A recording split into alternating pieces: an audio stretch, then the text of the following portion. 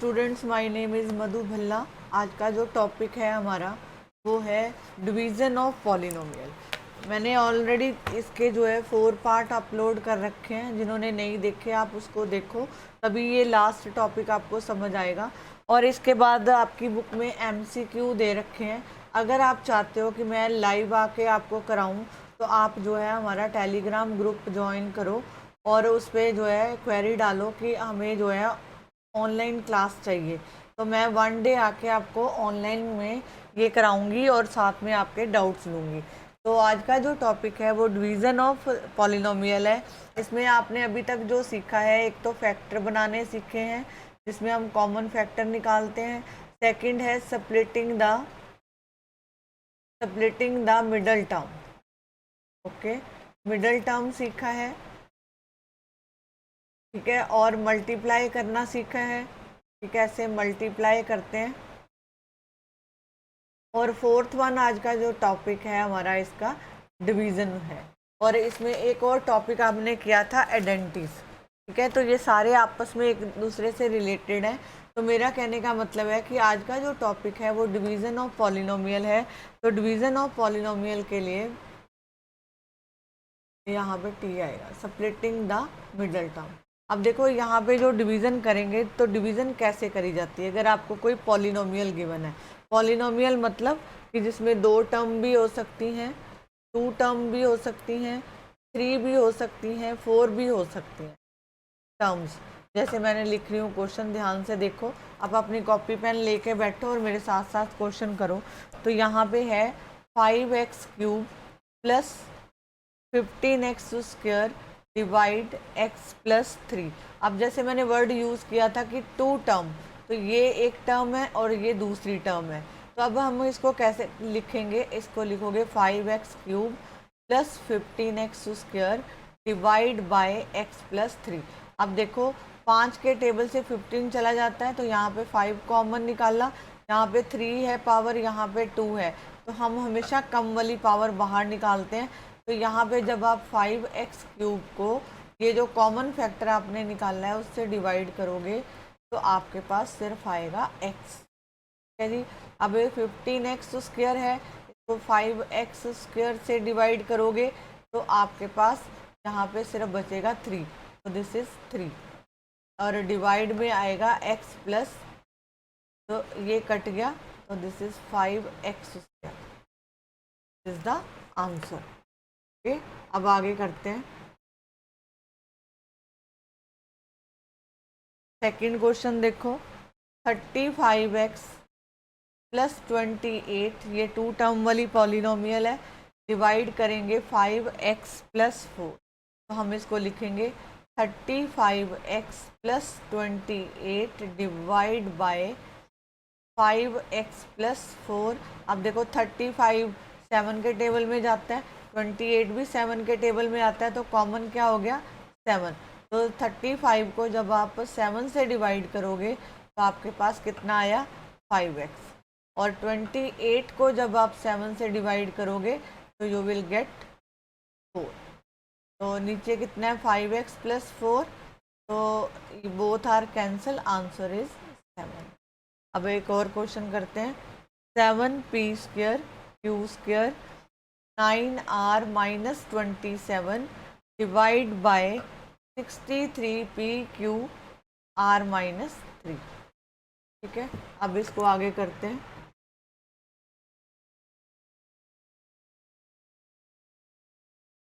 अब यहाँ पे लिखो 7p² q² q 9r minus 27 divide by 63p³ और यहाँ पे आएगा r माइनस 3। अब ये देखो, ये जो आपको 2 टर्म दे रखे हैं, तो यहाँ पे 9 जो है, ये 9 के टेबल में 9 भी आता है और 27 भी आता है, तो यहाँ से 9 कॉमन निकाल लो।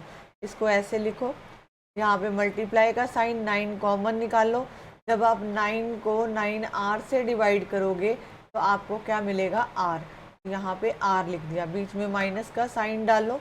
27 को 9 से डिवाइड कर दो तो ये 3 हो जाएगा। तो यहाँ पे आया 63p³ और साथ में r-3, ये कैंसिल हो गया। 9 7 दा 7 से 7 कैंसिल, p से p कैंसिल, यहाँ पे एक p बचेगा क्योंकि पावर ऊपर 2 है नीचे 1 है, तो इसका मतलब एक माइनस हो जाएगी। इसी तरह q इसमें से कट हो जाएगा, तो आपके पास जो आंसर आएगा PQ इज द आंसर। अब क्वेश्चन नंबर 4 करते हैं।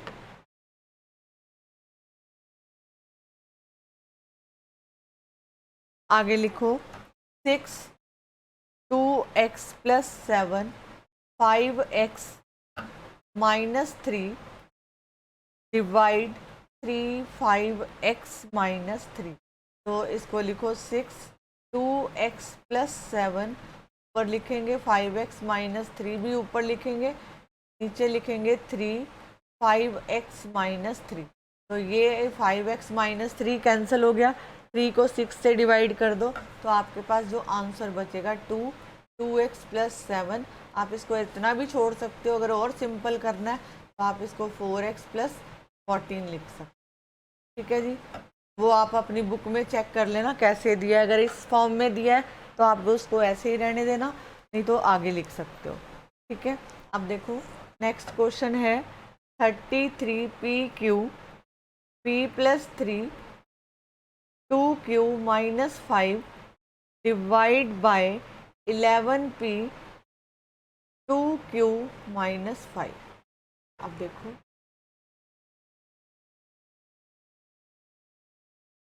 यहाँ पे लिखेंगे 33PQ P + 3 2Q - 5 डिवाइड करेंगे 11P 2Q - 5। ये 2Q - 5 यहाँ कट गया, P से P कैंसिल हो गया, 11 से ये कट होएगा, तो आपके पास आ गया 3P + 3। तो इसको मल्टीप्लाई करेंगे तो ये बन गया 3P + 9। दैट मीन आप यहाँ तक भी छोड़ सकते हो, यहाँ तक भी कर सकते हो, आपकी चॉइस है। ठीक है, अब नेक्स्ट क्वेश्चन देखो, क्वेश्चन नंबर 6।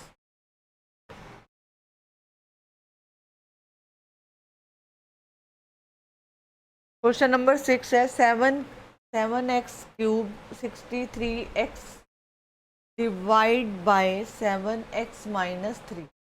तो यहाँ से 7, देखो यहाँ से 7 बाहर निकलेगा क्योंकि 7 के टेबल पे 63 भी आता है, तो मैंने 7 लिख दिया। यहाँ पे x की पावर 3 है, यहाँ पे 1 है, तो हमेशा स्मॉल पावर बाहर आती है।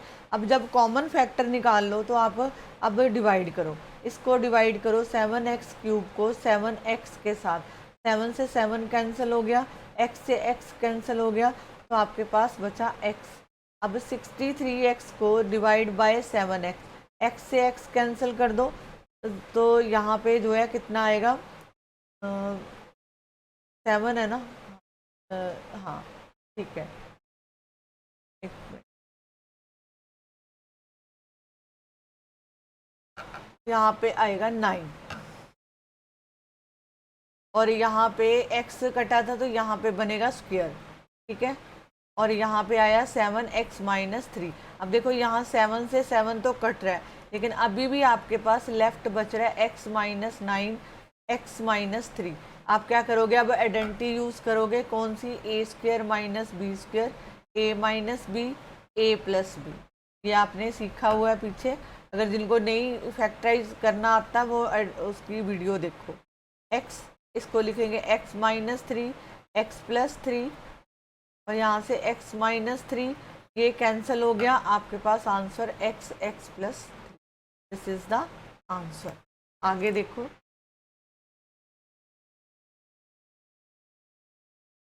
कौन सा क्वेश्चन था, 6।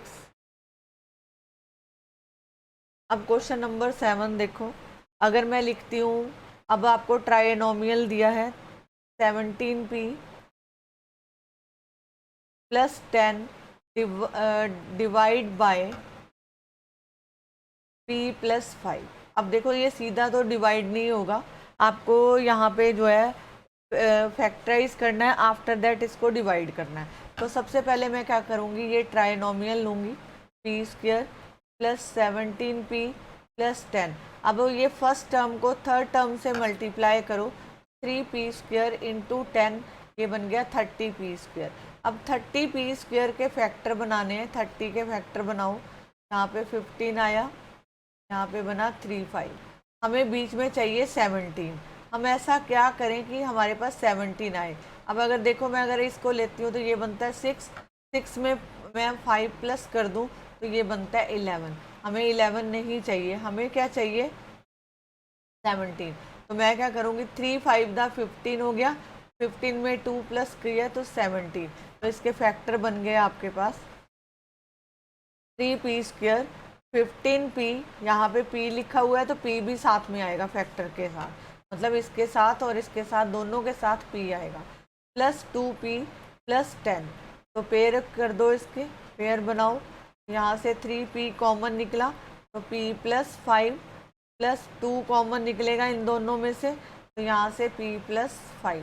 तो कॉमन फैक्टर कौन सा है, p प्लस 5, इसको p प्लस 5 लिखो और 3 प्लस 2। ठीक है, अब इसके फैक्टर बनाओ। अब हम क्या करेंगे, इसमें ऊपर टर्म जो आपको दे रखी थी उसके फैक्टर लिखो, p प्लस 5, 3p प्लस 2 ये लिखो और डिवाइड कर दो p प्लस 5 से। यू विल नोटिस दैट कि ये कट जाएगा और आपके पास ये सिंपल आंसर आ गया 3p प्लस 2। ठीक है, नेक्स्ट करते हैं। अब लिखो 10xy 14y² plus 43y minus 21 divide by 5x 7y minus 3। अब इसके पहले फैक्टर बनाओ ट्राइनोमियल के, मैं इसके पहले फैक्टर बना रही हूँ, फिर आगे करेंगे इसको।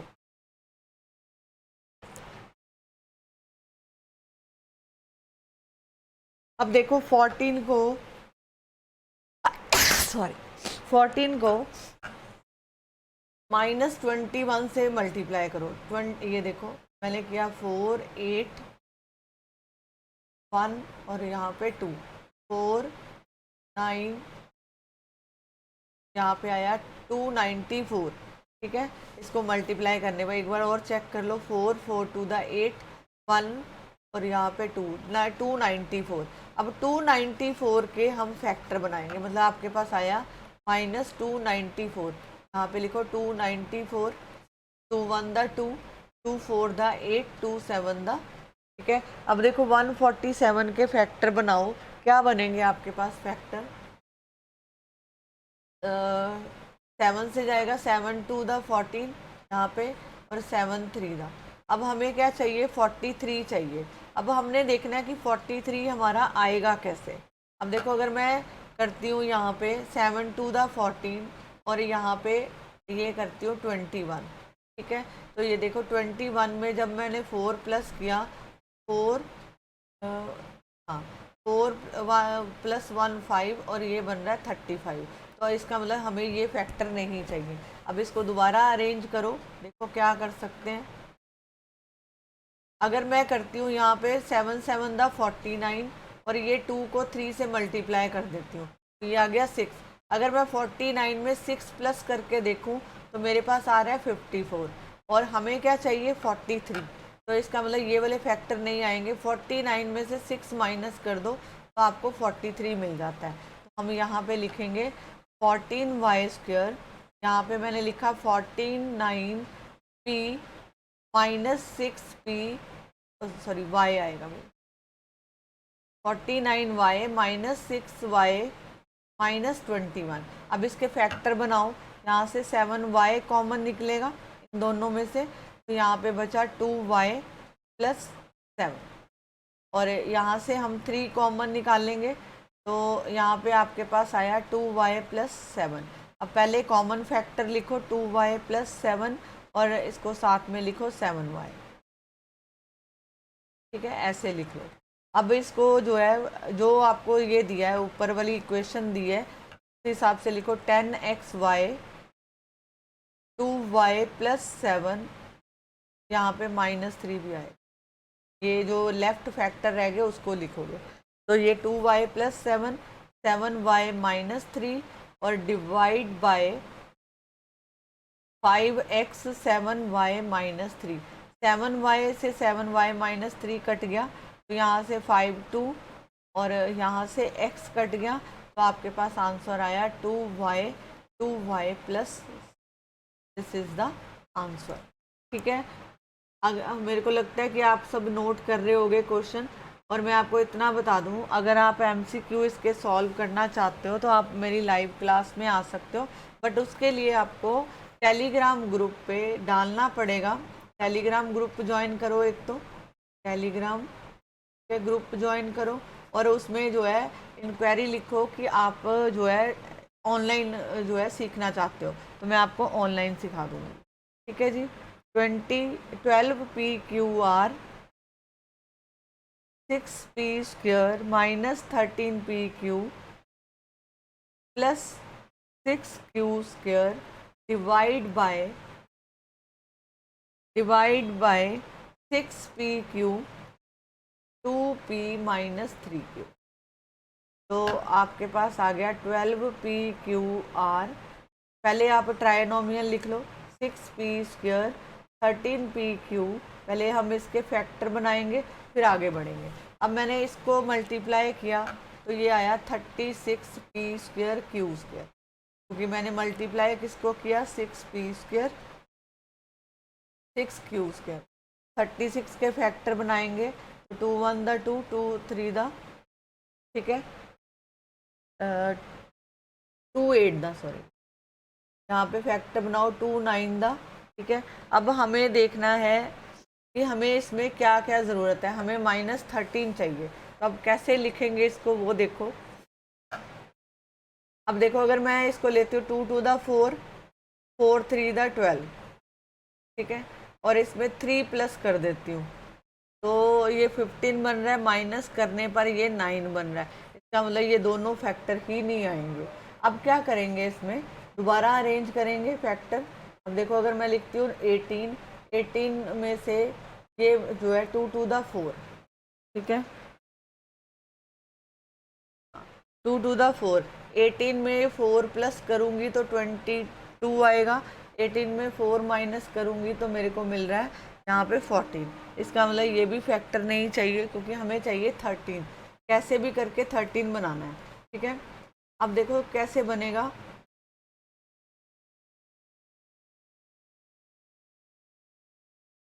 हाँ, ये आया 9 और ये आया 4। अगर मैं 9 में से 4 माइनस करूँ तो 5 मिलता है, 9 में 4 प्लस करूँ तो 13 मिलता है।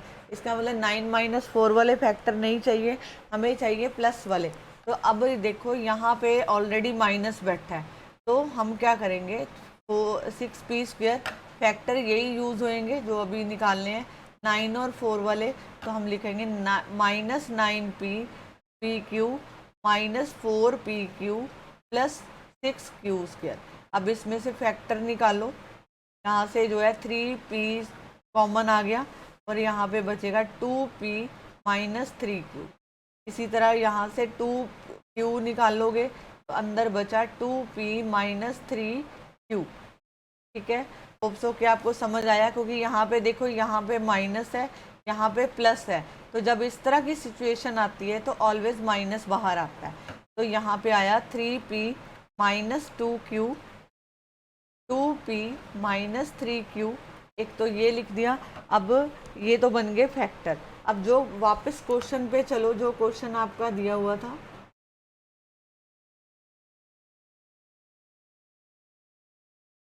आपने ये फैक्टर बनाए थे, तो अब आप लिखोगे यहाँ पे 12PQR और 3P minus 2Q, 2P minus 3Q और डिवाइड बाय कौन सा 6PQ और साथ में 2P माइनस 3Q। अब ये कैंसिल हो गया, यहाँ से 6 2 द 12, P से P कैंसिल, Q से Q कैंसिल, तो left is 2R 3P minus 2Q। ठीक है, इस तरह भी छोड़ सकते हो, अगर नहीं करना तो 2R को मल्टीप्लाई कर दो अंदर, ये बन जाएगा 6RP माइनस 4QR। इस तरह भी लिख सकते हो जैसे आपकी बुक में लिखा हो। ठीक है जी, ये आपकी एक्सरसाइज कंप्लीट हो जाती है। ये आपकी ML अग्रवाल की एक्सरसाइज है 11.2। 5।